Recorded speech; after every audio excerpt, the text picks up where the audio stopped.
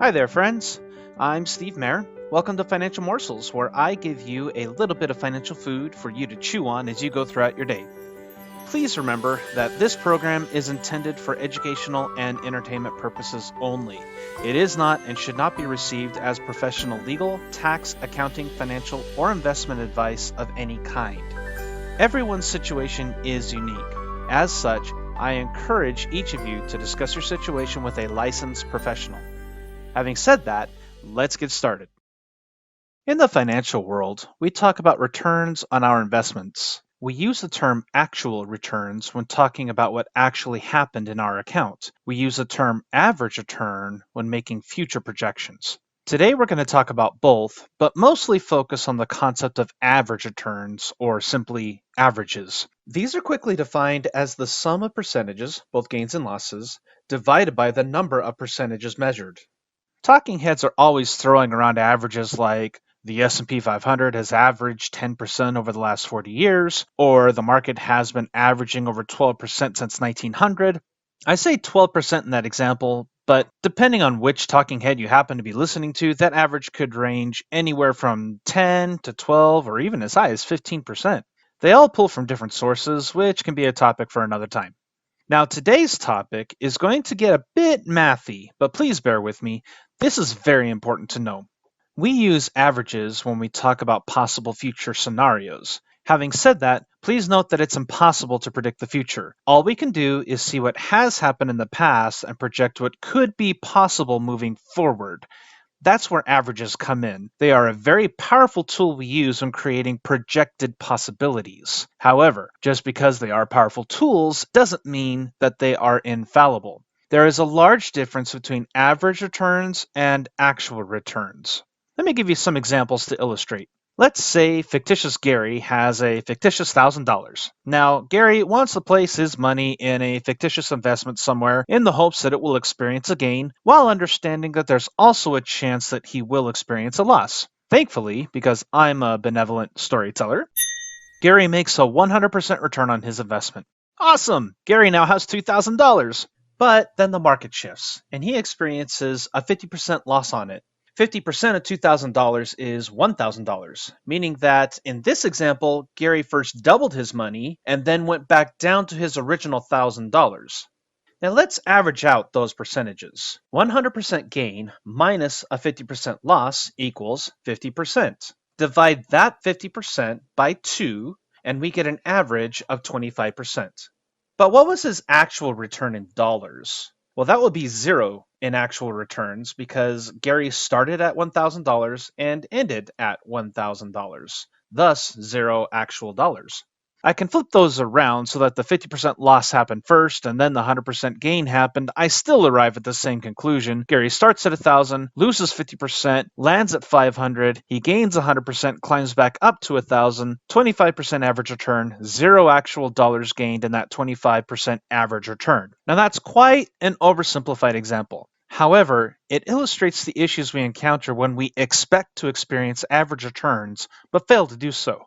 How about a more pertinent example?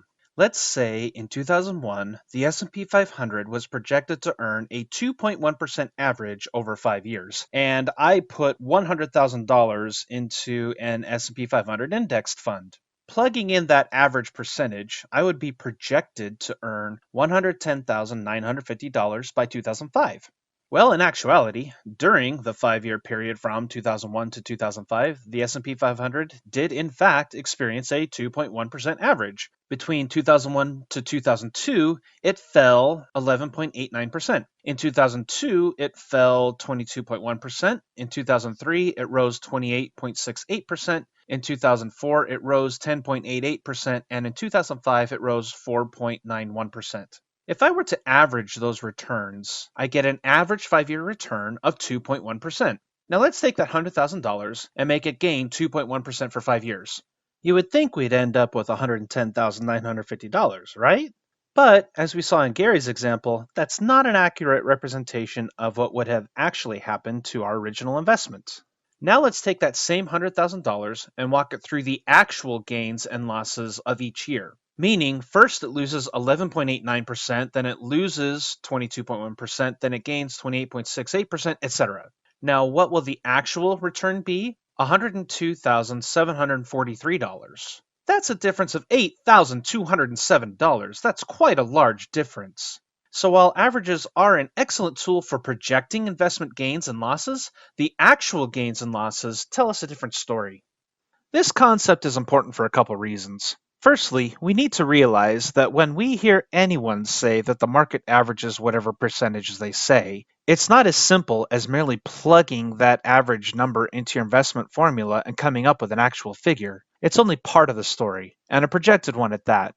Another reason this is so important is illustrated in the topic of retirement income. In my financial journey, I have encountered non-licensed talking heads who claim that the market has been averaging 12%. They then assumed a 4% inflation rate and subtracted that from 12%. Their conclusion was that you can take out 8% during retirement and never have to worry about outliving your money. Theoretically, you would be able to pass on 100% of your retirement account as a financial legacy to whomever you wished. This is called the constant rate of return theory and was very popular for many years. The problem with it is that it works only if averages reflected actual gains with 100% accuracy, which, as already discussed, they don't. If we crunch those numbers into Monte Carlo simulations, we can calculate that an 8% annual retirement withdrawal rate has less than a 5% success rate within a 35-year timeline. That means if you draw out 8% during retirement, at the end of a 35-year time period, you would only have a 5% possibility of outliving the funds in the account and or be able to leave behind any kind of financial legacy. Basically, these talking heads are giving advice that could be successful only 5% of the time. Does that sound like a smart way to plan a retirement? As a related aside, if you believe that living beyond a 35-year retirement is unlikely, keep in mind that statistically speaking, our chances of outliving a 35-year retirement are increasing. There are more people living past 100 than ever before. With our society being more health conscious, generally speaking, and with incredible advances in modern medicine, life expectancy is anticipated to go up.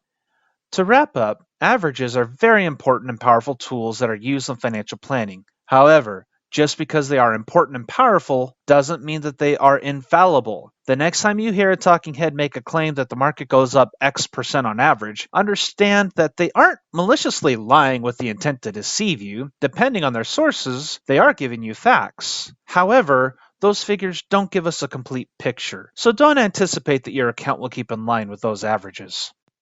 That's all the time we have for today's morsel.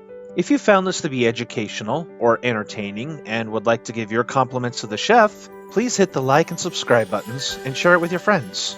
In making a continual study of financial topics and investing techniques, I've come to know a lot about them over the past 20 years. While I'm continually learning, what I don't know is what you'd like to learn more of. So if you have any particular topic you'd like to have explained or any particular question you'd like to ask, please let me know in the comments section. I'll see what I can do to address them. Thanks for listening to Financial Morsels, and I hope I've given you good food for thought.